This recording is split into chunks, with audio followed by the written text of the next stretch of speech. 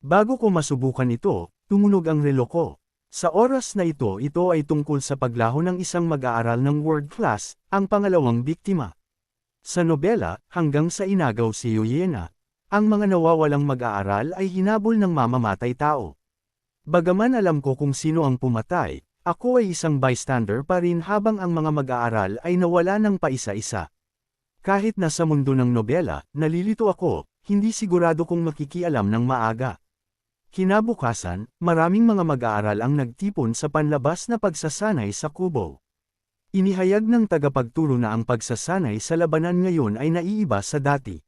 Sa likuran namin, sa isang yungib, ay isang artificial na dungeon na nilikha ng kubo, na pinaninirahan ng mga manika ng monster na gayahin ang mga tunay na monsters. Ngayon ay isang kunwa ng pag-atake ni dungeon.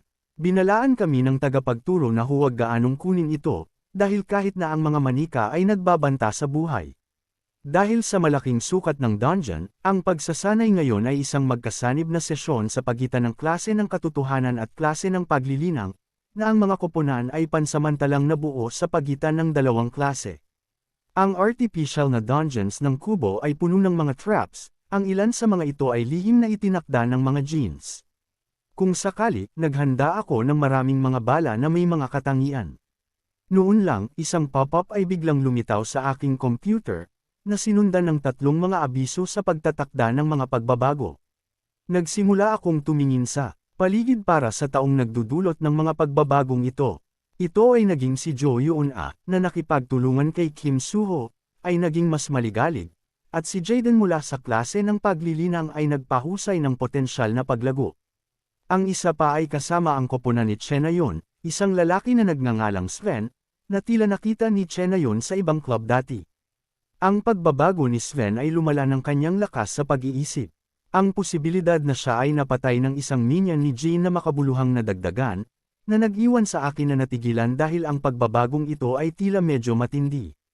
Ngunit sa dalawa na kailangan kong bigyang pansin, ang una ay si Jaden sa parehong koponan. Ang kanyang pagkatao ay nag-aapi sa mahina at hinahamak ang lahat, ngunit ipinahiwatig ng window ang kanyang potensyal para sa paglaki ay tumaas, na nag-iwan sa akin tungkol sa kung ano ang kinakatawan nito. Sa panahon ng pansamantalang pagsasama ng koponan, ipinakilala ng parehong mga pinuno ng koponan ang kanilang mga miyembro, ngunit nagkakamali si Yuyena na mali ang aking pangalan. Si Jaden ay tila normal sa ngayon, ngunit ang pangunahing tao ay ang Team 3 Sven, isang mag-aaral mula sa ibang bansa na nakatala sa kubo. Tulad ng maraming mga mag-aaral, hinahangaan ni Sven si Chenayon at nais na maging kabilang sa mga nangungunang talento ng kubo. Gayunpaman, salungat sa kanyang mga kagustuhan, nahaharap sa mas pambihirang mga user ng kubo, na natili siyang isang average na mag-aaral. Ang paulit-ulit na mga pagkabigo ay nagparamdam sa kanya na mas mababa at bigo. Sa kalaunan, upang makakuha ng kapangyarihan, ipinagbili ni Sven ang kanyang kaluluwa sa isang gene kapalit ng lakas. Gayunpaman, sinabi sa akin ng alerto ng window na sa pag-atake ng dungeon na ito, maaaring magising si Sven bilang isang gene. Susunod, nagsimula kaming pumasok sa dungeon para sa simulated raid. Kailangan kong manatiling mapagbantay, lalo na tungkol sa paggalaw ni Sven. Sa ganitong kapaligiran, ang anumang anomalya ay maaaring umantong sa malubhang kahihinatnan. Hindi mo maaaring pabayaan ang iyong bantay na tulad nito sa dungeon. Malakas kong inalis ang kamay ni Jaden. Nang makita ito, tila nauunawaan ni Jaden, na nagkomento sa aking masamang pag-uugali at kung paano hindi nakakagulat na maraming mga alingaw-ngaw ang nagpapalipat-lipat tungkol sa akin. Naririnig ito, nakaramdam ako ng isang pag-aalsa ng galit. Kamakailan lamang, ang aking reputasyon sa Cube Academy ay napakahirap, higit sa lahat dahil sa mga alingaw-ngaw mula sa klase ng mundo na nagsasabing ginamit ko ang aking mag-aaral na status upang takutin at banta ang iba sa labas, at iba pang mga alingaw-ngaw tungkol sa aking mga indulgences sa kasiyahan ng lungsod tuwing katapusan ng linggo. Alam ko na ang lahat ng ito ay ang mga ginagawa ni Shin Jong-hak at ang kanyang grupo. Bagaman nakakuha ako ng maraming SP dahil dito, ang mga miyembro ng koponan na nagpapagamot sa akin na parang hindi ako nakikita ay marahil dahil sa mga kadahilanang ito. Habang hinihintay namin ang pagpasok ng koponan, ang lahat sa koponan ay tila masayang, maliban sa akin. Ang dungeon ay kasing malawak ng inilarawan ng tagapagturo, at pagkatapos ng ilang minuto ng paglalakad, ang lahat ay huminto dahil sa maraming mga tinidor sa landas. Pinag-uusapan ni Yuliana at Jayden ang lugar. Orihinal na nais ni Jayden na pumili ng matalim na archer ng kanilang koponan, ngunit iminungkahi ko na kumuha ng entrance number 6, na hindi nasisiyahan na si Jayden. Sa hindi inaasahan, nagpa siya si Yuliana na makinig sa akin at agad na pinili ang ika-6 na landas, na nagsasabi kay Jayden, bagaman baka hindi gaanong maganda si Kim Hajan, maganda pa rin ang kanyang mga mata. Ang tinidor na haantong sa pagkatagpo ng koponan ni Che na yun ayon sa nais ko. Kung si Sven ay talagang gumagawa ng isang pakete na may isang gin dito ngayon, si Che na yun lamang ay hindi makatiis. Kung siya ay nagkakaproblema, ang lahat ng kasunod na mga plot ay itatapon sa kaguluhan. Kalaunan, sumang-ayon din si Jayden na kumuha ng Ruta 6. Sa kahabaan ng paraan, tahimik niya akong pinaglaruan dahil sa paghanap ng pansin, ngunit sinabi ko lang sa kanya, dapat mong isipin kung paano haharapin ang mga monsters sa halip. Sa sandaling sinabi ko ito, ang lahat maaaring makita. Sa sandaling iyon, ang isa pang mamamana sa aming koponan ay tumayo at bumaril ng isang light arrow sa interior. Sa ilalim ng pag-iilaw, ang isang mababang intermediate na rango na monster, isang salamander, ay talagang nauna. Mabilis na nabuo ng mga mag-aaral ang isang pagbuo ng labanan. Tinanong ni Jayden kung may maaaring gumamit ng mga pag-atake ng katangian ng tubig, dahil ang salamander ay may katangian ng apoy. Naririnig ang kanyang mga salita, hindi ako tumugon, ang mahika sa loob ng stigma ay limitado, at kailangan kong isave ito para sa pinaka-kritikal na sandali. Nakakakita ng walang sinuman sa koponan na may katangian ng tubig na magic, iminungkahi ni Yuliana ang isang direktang pag-atake sa harap. Kinuha niya ang inisyatibo laban sa monster, at tulad ng sinubukan ng salamander na dumura, mabilis itong nakatali sa pamamagitan ng kanyang letigo sa paligid ng bibig. Ang mga warriors sa mga ranggo ng mag-aaral ay sinundan ng mga pag-atake, at sa kooperasyon ng lahat, ang monster ay napatay sa loob ng ilang segundo.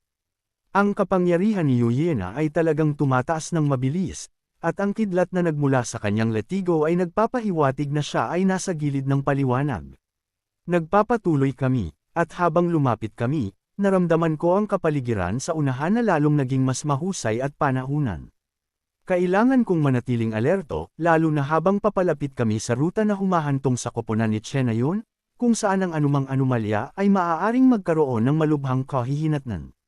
Bigla kong itinulak si Yuliana, matagumpay na pumipigil sa kanya na masaktan. Isang bitag ay naaktibo, hindi alam ang sitwasyon, malamig na sinabi sa akin ni Yuliana na bitawan, naramdaman ang kanyang hangarin na pumatay, mabilis akong tumalikod.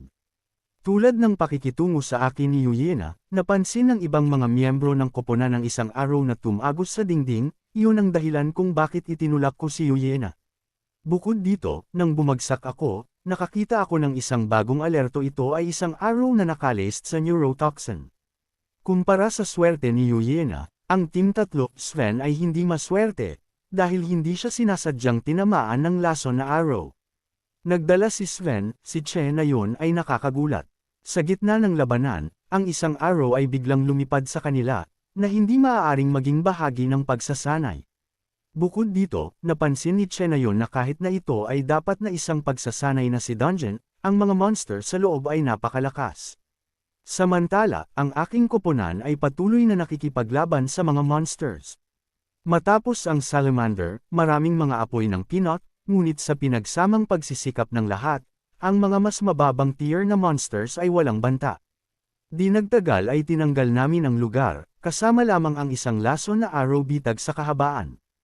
Kung paanong ang lahat ay handa ng singilin ng maaga, ang matinding init ay biglang bumangon mula sa likuran namin, nakagugulat ako sa nakamamatay na banta nito. Lumingon, nakita ko ang salamander na natalo namin ng mas maaga ay nabuhay muli, at malapit nang mailabas ang isang bagyo. Bago ang iba ay maaaring yumapekto, ang pag-atake ni salamander ay inilunsad na. Gayunpaman, sa pagkakaroon ng naramdaman ng mas maaga, agad akong kumilos, na nagsusumite ng lahat ng aking kalooban sa pamamagitan ng stigma. Ang kapangyarihan ng stigma ay mabilis na nagko-convert, at binago ko ang mahika sa isang hadlang sa tubig sa harap namin. Ang apoy ay bumagsak sa hadlang na may malaking puwersa, ngunit gaganapin ang hadlang, pinangangalagaan si Yuliana at ang iba pa. Ang monster, na malapit na sa kamatayan, ay may kaunting magic na naiwan upang ma-fuel ang apoy, at sa pag-iwas ng apoy, tunay na namatay si Salamandre sa oras na ito. Ang nasabing kakilakilabot na kapangyarihan ay nagpadala ng Heizuki at iba pa sa isang estado ng pagkabigla.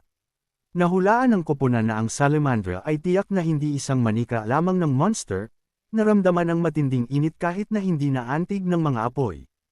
Kapag naisip kong tapos na ang mga bagay, sumabog si Jaden sa galit. Sumigaw siya, nagtanong kung bakit hindi ako humakbang ng mas maaga kapag naghahanap ng isang taong may mga katangian ng tubig. Kahit na ipinaliwanag na ito ay dahil sa aking kagamitan ay hindi kumbansihin siya. Sa kabutihang palad, pumasok si Yuliana upang ihinto ang aming argumento. Pagkatapos ay nagtanong ang isang tao kung bakit may mga tunay na monsters dito, at naisip ni Yuliana na ito ang perpektong kapaligiran ng dungeon kung saan ang tunay na mga monsters ay maaaring umusbong. Pagkatapos ay sinenyasan niya ang lahat na patuloy na sumulong. Ngunit ang kanyang hinala ay tumaas noong inaangkin ko lang na ito ang epekto ng kagamitan. Pagkatapos ng lahat, hindi ko kayang bayaran kahit isang agila ng disyerto, kaya paano ko kayang bayaran ang mga mahiwagang kagamitan? Ngunit bukod sa Kim Suho at Shin Jong-hak, walang bagong mag-aaral ang maaaring mag-imbento ng magic sa kagamitan. At hindi ko lamang alam ang kahinaan ng Tyrant ng Mountain, ngunit mayroon din akong kakayahang mag-imbento ng mga katangian ng mahika, subalit sinasadya kung itinago ang aking lakas. Hindi maiwasang maalala ni Yuliana ang sinabi ni Che na yon, na nagtataka kung si Kim Hajan talaga ay isang Jin.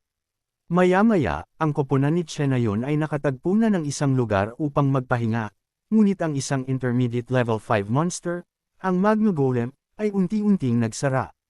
Ang kaaway ay maaaring maging boss ng dungeon, at ang paghihirap ay nadama na labis sa Team 3. Sa pamamagitan ng Sven din na nangangailangan ng paggamot, tila imposibleng talunin ang ganitong uri ng monster.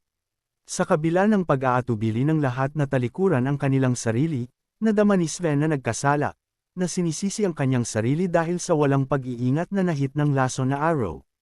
Mula pa nang makarating sa kubo, si Sven ay hindi kailanman nagkaroon ng isang maayos na araw, na nagdulot sa kanya ng mahusay na kaguluhan sa loob.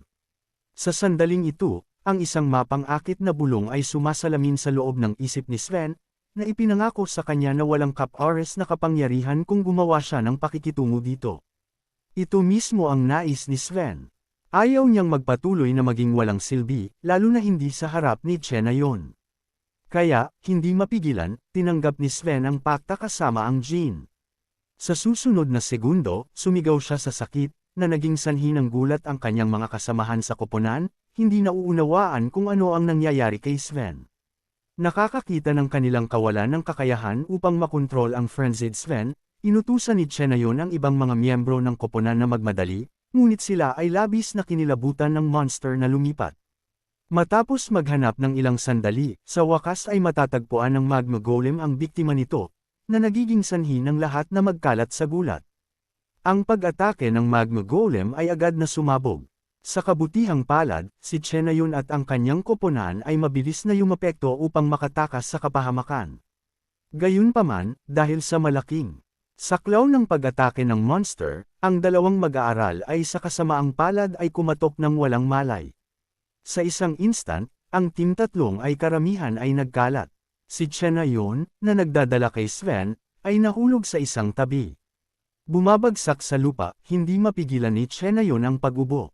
Sa sandaling ito, ang katawan ni Sven ay nagsimulang sumailalim sa mga dramatikong pagbabago, pag-twist ng labis na pag-twist habang ang kapangyarihan ni Jin ay nagka-road ng kanyang katawan. Habang siya ay nakabawi, lumingon lamang siya upang malaman na na-target siya ng Magma Golem.